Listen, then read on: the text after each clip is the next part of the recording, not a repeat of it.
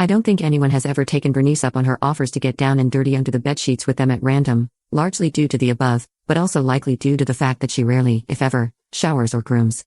I have seen this happen at birthday parties, game nights, bar crawls, grocery stores, and school events. Nobody in Bernice's social circle has ever excluded her from participating in anything.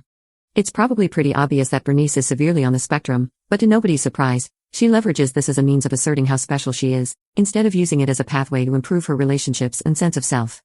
She is perfectly content to exist exactly as she has in the past, and will likely do so until she is no more. Lately, she has explored whether she has dissociative identity disorder. There is nothing worth salvaging here. Anna is happy, per her own admission, and I trust that. I don't have any reason to doubt that she is making the right decisions for her relationship and family. She has told me many times that she loves Bernice and intends to stay in the relationship. I appreciate that she is direct with me. However, I can't earnestly be around Bernice for more than 5 minutes, and that sincerely impedes the amount of time I can spend with Anna. Bernice attaches herself to Anna so intensely that it's like having a third child around when we get together. To Anna's credit, she is aware that I do not like to spend time around Bernice, but is sad that we can't all socialize well together. She has never made me feel bad for this. I love Anna's 2 children. I would like them at my wedding, and I would love Anna at my wedding too. It wouldn't be the same without her, but imagining Bernice approaching a colleague or a friend makes my stomach churn.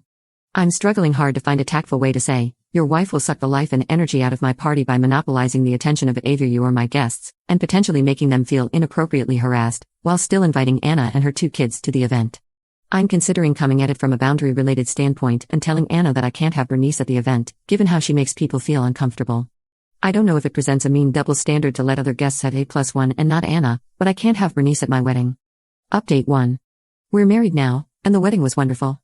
Wonderful, but bittersweet, I realize now, and when I eventually spoke to Anna, that the wonderful part was having the management of Bernice's presence off my plate when I already had so many other elements to worry about to ensure the success of our special day. When I spoke with Anna, I tried to provide as much perspective as I could and center my concrete experiences with Bernice over my feelings. Anna sent a thumbs up emoji, and we haven't spoken since, and I doubt we'll ever speak again. Bernice messaged me separately and said something along the lines of, "Oh well, I know people think I'm annoying, but I thought you'd understand," and I didn't respond. I reflected a great deal on my relationship with Anna, and realized that so much of it was rooted in managing the codependence she shared in her relationship. Our friendship hadn't looked the way it did when we were in university together for a long time.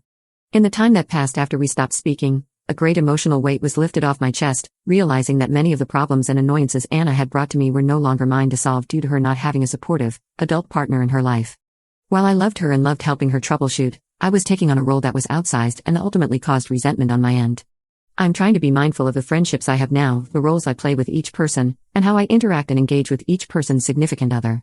While this friendship was unsalvageable, I believe it offers a beneficial lesson for my other relationships. Thank you all for your advice and kindness. Commenter. Has Anna ever said what she gets out of this relationship, or what she sees in Bernice? She's unemployed, unhygienic, clingy, 14 years her senior, only talks about an obscure video game or alien abductions, and attempts to solicit intimacy from strangers in public. Like, is she a good cook or something at least, maybe sole beneficiary of a rich uncle? Because I am struggling to wrap my head around why anyone, let alone a divorced mother of 2, would shackle themselves to the utter train wreck of a person that you described. At one point, I asked because I was interested in trying to make a connection or trying to understand where the attraction lay, and that's when the codependence clicked when I was reflecting later on. Bernice has no money, and she can't cook, but she's someone that Anna will always be able to take care of. She is both proud of herself and perpetually unfinished and in need of encouragement. Anna is an amazing caretaker, but I had hoped she would have the introspection to realize that has no place in a marriage, full-time that is. Obviously, we should all care for it and be cared for by our spouses to some degree.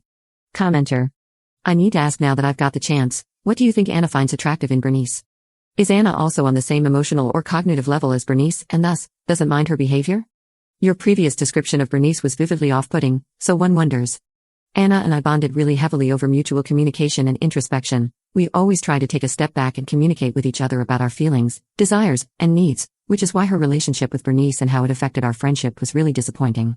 Regarding the attraction, I don't want to be an armchair psychiatrist, but I know that in other relationships, Anna was usually put down and made to feel subservient, and I think there was an inherent safety in the sort of anything-goes, easygoing personality and steadfastness that Bernice brought to the table. I very much do not think Bernice was, or is, remotely good in bed, aside from offering to have it and having it with anyone who would accept.